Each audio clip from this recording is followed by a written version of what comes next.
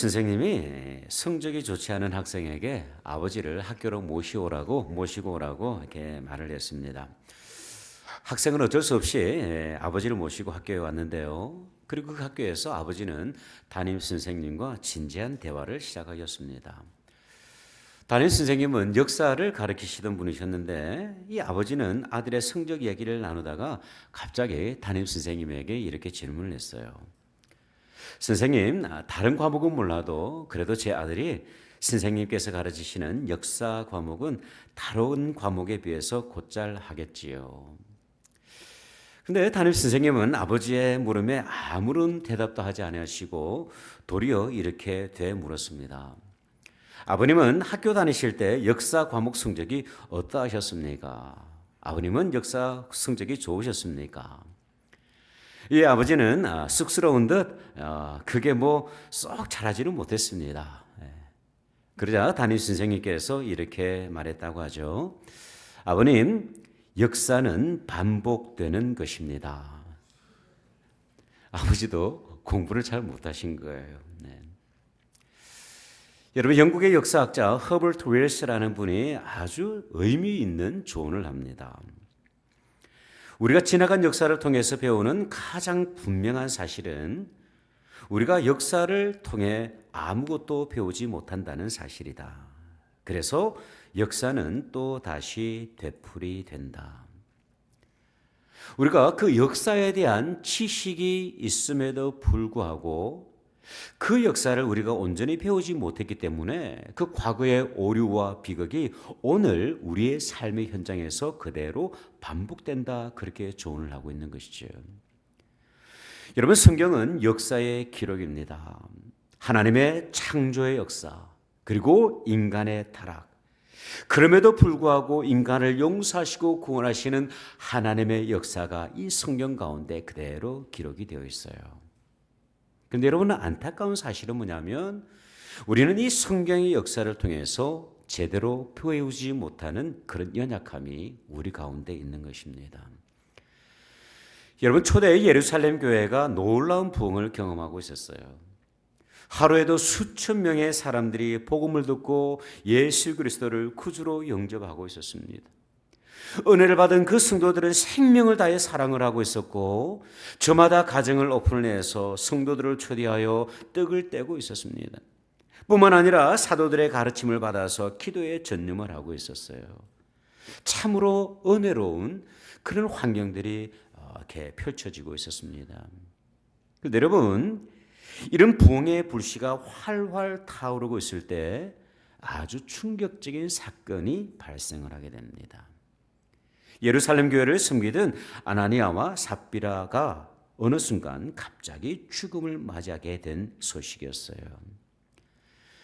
당시 성도들은 자신의 소유를 팔아서 교회로 헌금을 하고 있었는데 그 모습을 지켜보고 있던 이 아나니아와 삽비라 부부도 자신들의 재산을 팔아서 교회로 헌금을 하게 되죠. 그런데 그 과정에서 이 부부가 갑작스러운 죽음을 맞이하고 말았습니다. 충격적인 사건이었어요. 여러분, 왜 아나니아와 삽비라 부부는 죽음을 맞이해야 했을까요? 사실 이 문제는요, 쉽게 우리 인간의 지혜로 이해될 수 있는 부분이 아닙니다. 사랑이 풍성하신 하나님, 십자가를 통하여서 인간의 죄를 사하여 주시고 용서하시는 그 하나님께서 왜 이 부부에게 이 일을 허용하셨을까? 인간의 지혜로는 쉽사리 이해되지 않는 부분이에요. 그러나 오늘은 그 이유에 대해서 우리가 질문하기보다는 이 사건을 통해서 하나님께서 오늘 이 시대에 저와 여러분에게 말씀하시는 그 영적인 메시지가 무엇인지 한번 주목해 보았으면 좋겠습니다. 첫 번째, 우리는요, 사단의 유혹을 경계해야만 합니다. 여러분, 이미 말씀을 드렸듯이 예루살렘 교회는 참 놀라운 부흥을 경험하고 있었습니다. 성도들 가운데 돈이 필요한 사람이 있으면요, 그 옆에 있는 성도들이 그 돈을 채워주었습니다. 가스가 떨어지면 그 가스를 막 채워주고 있었어요. 성도들의 집에 쌀떡에 쌀이 떨어지면 쌀을 채워주고 있었습니다. 서로의 집을 서로 오픈을 해서 성도의 교제를 나누었어요. 사실 이거 쉬운 일이 아닙니다.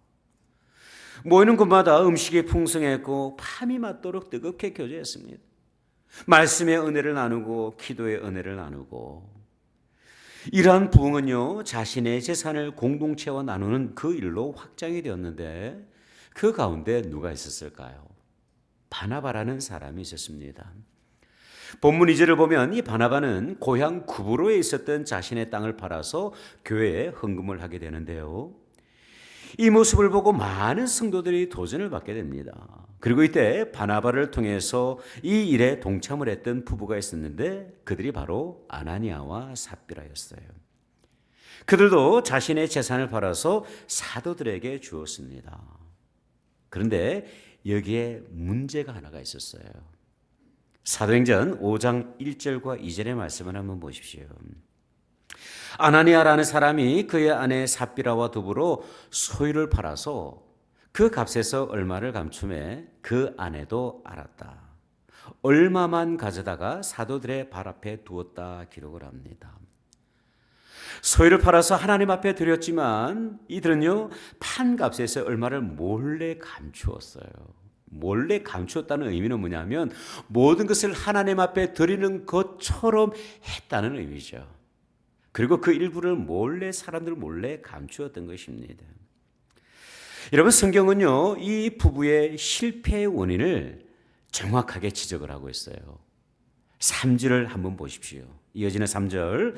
베드로가 이르되 아나니아야 어찌하여 내 마음에 사단이 가득하여 내가 성령을 속이고 땅값 얼마를 감추었느냐. 여러분, 이들 부부의 실패는요, 모두를 드리지 않은 것이 아니에요. 이 부부의 실패는 무엇이냐면 사단의 유혹으로부터 너무나도 쉽게 무너지고 있었던 것입니다. 물질에 너무나도 약했던 그들의 마음을 이 사단이 조장을 하는 거예요. 유혹을 하는 거예요. 그 유혹에 너무나도 속수무책으로 넘어지고 만 것입니다.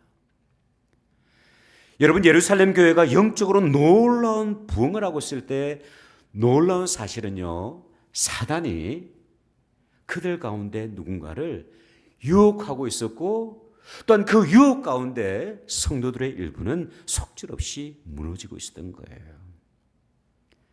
사도 베드로는 성경을 통해서 이렇게 권면을 하고 있습니다. 베드로전서 5장 8절의 말씀이에요. 근신하라 깨어라. 너희 대적 마귀가 우는 사자와 같이 두루다니며 삼킬 자를 찾느니. 여러분, 사파리에서 그 먹이에 굶주려서 먹이를 찾고 있는 그 사자의 모습을 한번 상상을 해보시기를 바랍니다. 근신하라 깨어라. 너희의 대적 마귀가 우는 사자와 같이 두루다니며 삼킬 자를 찾느니 너희는 믿음을 굳건하게 하여서 그를 대적하라. 이는 세상에 있는 너희 형제들도 동일한 고난을 당하는 줄을 알미라 말씀을 하고 있어요. 여러분, 때때로 저는 참 안타까운 모습을 바라봅니다. 제 모습 안에도 그런 것이 있어요. 우리는 영적 전쟁 앞에서 너무나도 무기력한 모습을 가지고 있을 때가 있습니다. 이미 우리는요, 나는 패배할 수밖에 없는 사람이다, 그렇게 단정 지을 때가 참 많이 있어요. 나는 그렇게 연약한 존재예요. 나는 나약한 존재, 쓰러질 수밖에 없는 존재라고 그렇게 생각을 할 때가 많이 있어요. 그래서 실제로 우리는 그렇게 기도할 때가 있습니다. 주님, 나는 너무나도 연약합니다. 나는 쓰러질 수밖에 없습니다. 주님, 저를 용서해 주십시오. 그렇게 기도할 때가 있죠. 그런데 여러분, 우리의 기도는 조금 바뀌어야 한다고 저는 믿습니다. 우리 기도를 어떻게 바뀌어야 되냐면, 주님, 이 영적인 전쟁에서 제가 대적하여 승리할 수 있도록, 사단의 유혹에 대해서 대적하여 승리를 경험할 수 있도록 저에게 성령으로 충만케 해 주십시오. 그렇게 기도가 바뀌어야 되지 않겠습니까? 왜 우리의 기도가 이렇게 바뀌어야 되냐면요, 주님께서 이미 그렇게 말씀을 하셨기 때문에 그래요. 너희가 죄와 싸우되 피 흘리기까지 싸우지 아니한다. 대적하는 것 같아요. 그러나 피 흘리기까지는 우리는 대적하지 않아요. 어느 정도 하다 보면 내가 원래 그런 사람이야. 근데 여러분, 성령께서는요, 고만한 존재로 우리를 창조하지 않으셨어요. 하나님께서는 우리로 하여금 승리할 수 있는 보혈의 능력을 허락해 주셨습니다. 어느 날 제 막내 아들 요한이가 야구 연습을 쭉 하고 있는데, 그날따라 특별히 이렇게 그 팀에서 수비 연습을 하고 있었어요. 필드 트레이닝을 하고 있었는데, 근데 저 멀리서 코치 선생님이 아이들을 가르치는데요, 그날따라 저 멀리서 들려오는 그 영어 문장이 제 귀에 쏙 들어오더라고요. 제가 뭐 영어를 잘 못하기 때문에 리스닝이 좋지 않아요. 근데 그 코치 선생님이 아이들한테 외치는 소리가 있었는데, 그게 뭐냐면, 제가 영어로 좀 얘기를 해볼게요. If you do not attack the ball will attack you. 그런 이야기를 하시더라고요. 이 수비를 하고 있는 아이들이 공이 막 세게 달려오니까 무서운 거예요. 그래서 어떻게 하냐면 그 공을 조금 더 약하게 잡기 위해서 그 공에서 점점 더 뒤로 밀려나는 거예요. 여러분, 밀려나면 어떻게 됩니까? 공을 늦게 잡기도 하고요. 그리고 공이 사실은 그 아이들을 공격을 하는 거예요. 그래서 아이들에게 늘 하는 이야기가 뭐냐면, 먼저 네가 공을 공격해. 네가 잡기 쉬운 자리에서 그 공을 캐치해서 빨리 퍼스트 베이스로 던져야 돼. 그렇게 늘 조언을 하고 있는 거예요. 여러분, 이것은 우리의 영적인 삶과도 통일하다고 생각이 되어집니다. 여러분, 우리가 사탄의 공격을 기다리고 있으면요, 너무나도 패배하기 쉬워요. 그런데 미리 우리가 사단의 공격에 대해서 미리 준비하고 있다면 승리는 가까이 다가오고 있습니다. 에베소서 6장 10절에서 13절의 말씀, 우리 같이 한번 읽어봅시다. 시작. 끝으로 너희가 주 안에서와 그 힘의 능력으로 강건하여지고 마귀의 간계를 능히 대적하기 위하여 하나님의 전신갑주를 입으라. 우리의 씨름은 혈과 육을 상대하는 것이 아니요 통치자들과 권세들과 이 어둠의 세상 주관자들과 하늘에 있는 악의 영들을 상대함이라. 그러므로 하나님의 전신갑주를 취하라. 이는 악한 날에 너희가 능히 대적하고 모든 일을 행한 후에 서기 위함이라. 아멘. 여러분, 은혜가 있는 곳에 사단의 유혹이 있습니다. 부흥이 있는 곳에 사단의 유혹이 참 강합니다. 여러분, 개인적인 성공이 있는 그 자리에 그 무엇보다도 사단의 유혹이 심해요. 그러므로 사단의 유혹을 미리 경계하시는 저와 여러분, 우리 모든 공동체 되시기를 바랍니다. 두 번째, 우리는요, 외식의 유혹을 경계해야만 합니다. 여러분이 아나니아와 삽비라의 죽음에 대한 전통적인 해석은 무엇이냐면, 그들이 하나님 앞에 드려야 될 것을, 그 물질들을 가로챘기 때문이라는 해석이 지배적이죠. 그런데 저는 이 해석에 대해서 조금의 아쉬움이 있다고 생각을 합니다. 왜 그러냐면, 재산을 팔아서 교회에 바쳐야 하는 규정은 그 어느 기록에도 없기 때문에 그래요. 많은 성도는요, 성령의 그 감동을 받아서 자원하여서 하나님 앞에 드리고 있었습니다. 여기서 조금 풀어서 설명을 해보면, 드려도 좋은 일이고 드리지 않아도 전혀 문제가 되지 않는 일이었어요. 주님, 제 형편이 정말 이러하니 하나님 앞에 이 정도만 하나님 앞에 드리고 싶습니다. 그렇게 해도요, 아무런 문제될 일이 아니었어요. 이것도 혹시라도 부담스러웠다고 한다면 처음부터 재산을 팔지 않아도 전혀 문제가 없는 일이에요. 오해하시면 안 돼요. 그렇다면 여러분, 이들에게 있었던 영적인 문제가 무엇이었을까요? 우리가 주목해 봐야 될 이들의 영적인 결점이 무엇이었을까? 그것이 뭐냐면, 이 부부에게는 사람들로부터 인정받고 싶은 강한 욕구가 있었던 거예요. 여러분, 성경은요 이들의 영적인 상태를 이렇게 진단을 하고 있습니다. 4절의 말씀을 한번 보십시오. 땅이 그대로 있을 때에는 내 땅이 아니며 판 후에도 내 마음대로 할 수가 없더냐. 어찌하여 이 일을 내 마음에 두었느냐. 사람에게 거짓말한 것이 아니요 하나님께로다. 그렇게 이야기를 합니다. 여러분, 이 부분은요 사람들을 속이고 있는 거예요. 하나님은 생각지도 않아요. 먼저 이 사람들을 속여서 사람들의 눈을 조금 이렇게 좀 좋게 해가지고 내가 그런 사람이야, 나도 하나님 앞에 뭔가 하고 있는 사람이야, 그렇게 드러내고 싶었던 그 외식의 마음이 너무나도 강했던 거예요. 주변에 있는 많은 사람들이 자원하여서 자신의 소유를 하나님께 드리고 있는 것을 보니까 왠지 마음에 부담이 다가오는 거예요. 교회의 중요한 멤버였고 더구나 부부 아니었습니까? 부부가 함께 신앙생활을 하고 있었고 재산도 어느 정도 있었던 것 같고 위치도 있었고, 그러다 보니까 사람들의 시선이 점점 더 의식이 되고 있는 거예요. 결국 하나님께 드리는 것처럼 보였지만 그들은 사람들을 의식하고 있는 채 그렇게 살아가고 있었던 것입니다. 여러분, 예수님 시대에 철저하게 율법을 지켰던 사람들 있잖아요, 그죠? 바리새인들입니다. 이들은 행위에 있어서 아주 특별한 열심을 가졌던 사람들입니다. 11조를 했는데 얼마나 11조를 철저하게 했냐면 텃밭에 나오는 야채들 있지 않습니까?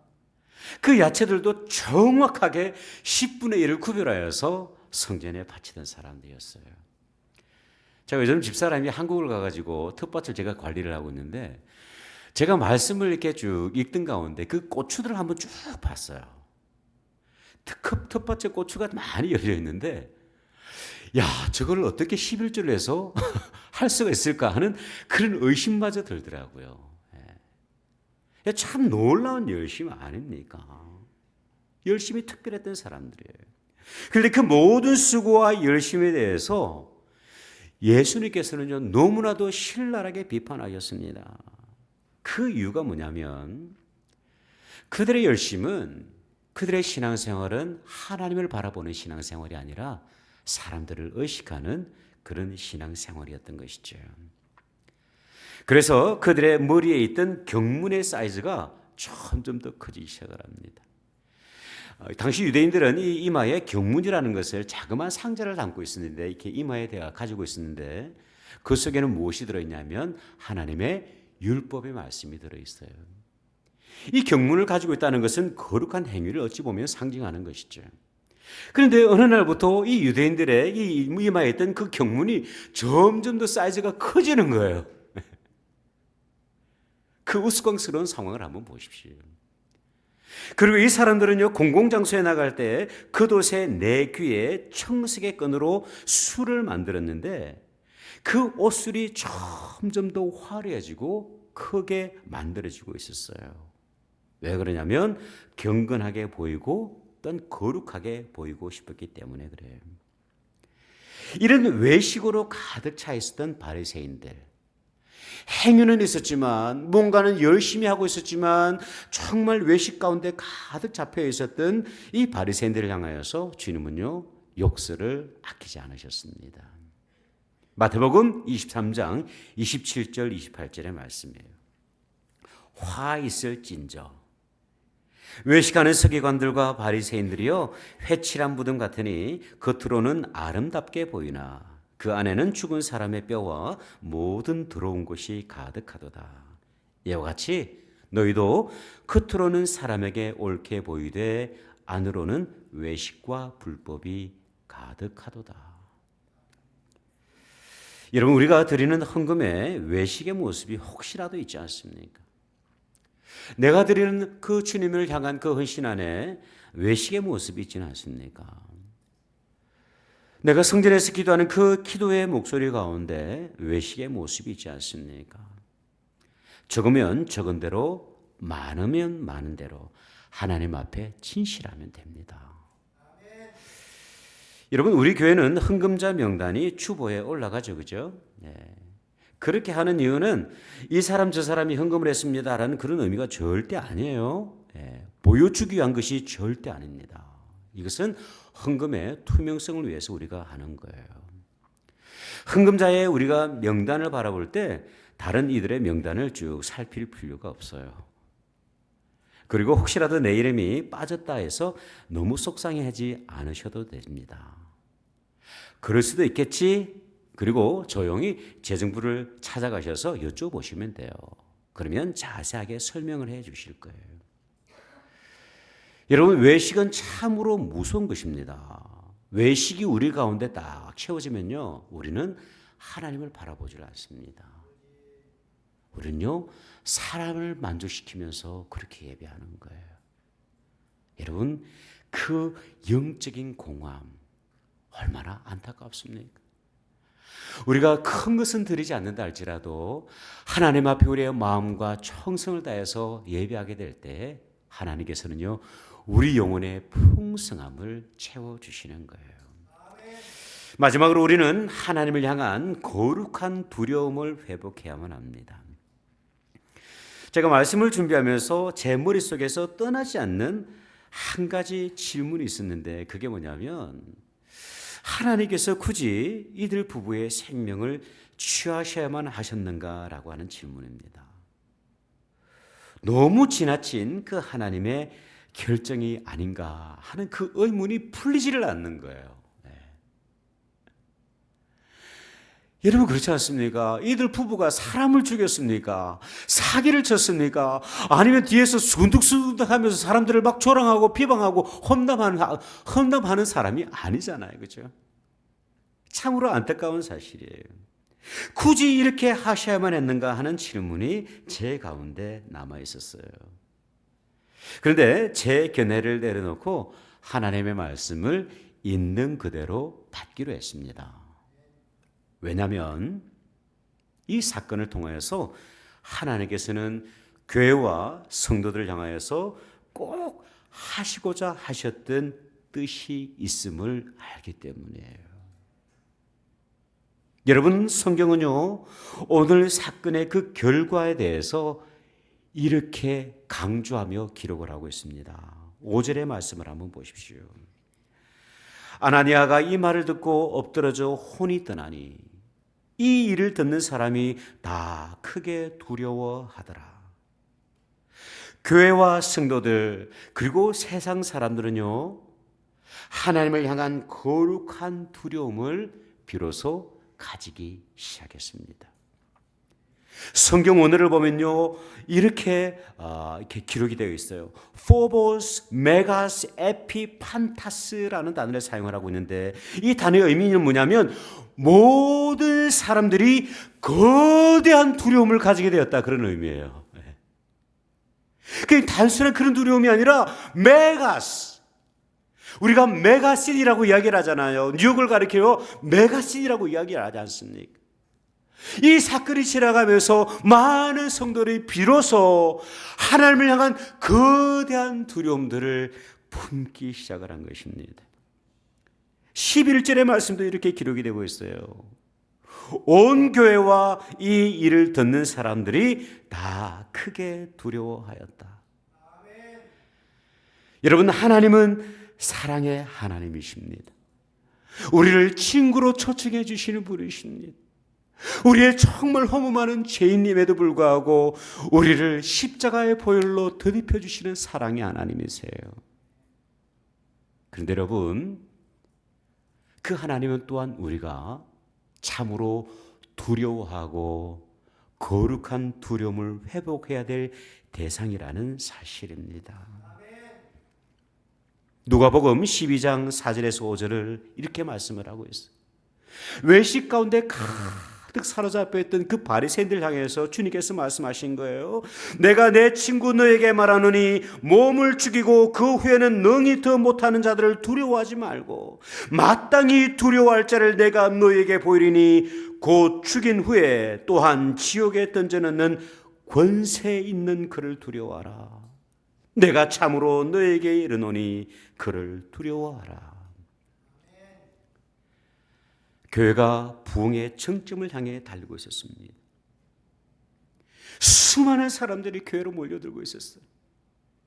그 수많은 사람들이 자신의 땅을 팔아서 모두 다 헌금을 하고 있었어요. 여러분, 이 정도면 교회의 모습이 어땠을까요? 조금 교만했으리라 생각을 합니다. 야, 우리 교회 대단해. 야, 우리 교회 이런 일이 있어. 그러지 않았겠습니까? 그런데 이런 부흥의 정점을 향하여 나아가던 그 교회를 향해서 하나님께서는요, 경고의 메시지를 주셨어요. 여러분, 우리가 성공을 향해서 달려가다 보면 무언가 된다고 싶으면 우리가 PhD 학위를 받고 좋은 프로페셔널 잡을 가지게 될 때 우리는요, 하나님을 놓칠 때가 있습니다. 그리고 내 손에 있는 것을 의지할 때가 있어요. 우리의 자녀들이 조금 잘 나가고 내가 좋은 찹을 가지고 사람들을 바라볼 때 좀 시시하게 보이는 거예요. 하나님처럼 보이질 않아요, 사람이. 그럴 때면요, 우리의 마음이 참 이렇게 높아지게 되죠. 교회도 마찬가지라 생각이 듭니다. 부흥하는 것 같고 재정이 좀 쌓이는 것 같고 소문이 좀 나는 것 같고 그럴 때 참으로 두려워해야 할 때입니다. 하나님을 두려워해야 할 때입니다. 하나님 앞에서 가장 겸손해야 될 때이고 우리 인간의 소리를 낮추고 하나님의 일하심을 감사함으로 바라봐야 할 때입니다. 몇 개월 전에 극장가에 개봉이 되었던 지저스 레볼루션이라는 영화가 있습니다. 이 영화는 1970년대 서부에서 있었던 놀라운 영적인 부흥의 그 실화를 영화로 이렇게 쭉 작품한 것인데요. 그 부흥의 중심에 라니 프리즈비라는 젊은 목사가 있었습니다. 자유로움을 추구하던 그 히피 문화, 1970년대가 그런 시대였잖아요. 그 히피 문화 속에서 방황하고 있던 그 수많은 청년들을 교회로 인도했던 아주 유능한 사역자였어요. 그의 헌신을 통해서 수많은 청년들이 교회로 들어오기 시작을 했습니다. 그리고 많은 그 언론들이 그 청년 사역자를 주목하기 시작을 했어요. 그런데 하루는 이 젊은 목회자가 선배 목사에게 이런 고백을 합니다. 목사님, 내가 없었다고 한다면 이 지저스 무브먼트는 결코 없었을 것입니다 라고 이야기를 하죠. 안타깝게도 그 이후로 하나님께서 이 젊은 목사를 사용하지 않으셨습니다. 그리고 그는 사역의 현장을 떠나야만 했어요. 저 여러분은 하나님 앞에서 하나님을 향한 거룩한 떨림을 가지고 계십니까? 우리 교회는 하나님을 향한 그런 거룩한 떨림이 있습니까? 저 여러분이 성전의 뜰을 밟을 때마다 하나님의 임재를 향한 하나님을 향한 그 거룩한 떨림 가운데 겸손히 머리 숙이고 있습니까? 혹시라도 하나님의 임재가 속에서도 우리의 목소리를 높이고 우리의 가치관과 우리의 고집들을 그렇게 주장하고 있지 않습니까? 다시 한번 주목해 볼 필요가 있다고 생각이 되어져요. 오늘 아침 다시 한번 하나님 앞에서 거룩한 떨림을 회복했으면 참 좋겠어요. 조금 부족해도 그 위선의 모습 다 내려놓고 있는 모습 그대로 하나님 앞에 나아가는 거예요. 그리고 마음껏 예배하고 마음껏 하나님 앞으로 나아가서 우리의 간구를 아뢰고 교회를 향해서 보여주신 하나님의 놀라운 그 사명들을 넉넉히 감당해 나가시는 우리 모든 공동체 되시기를 주님의 이름으로 축복합니다. 기도하겠습니다.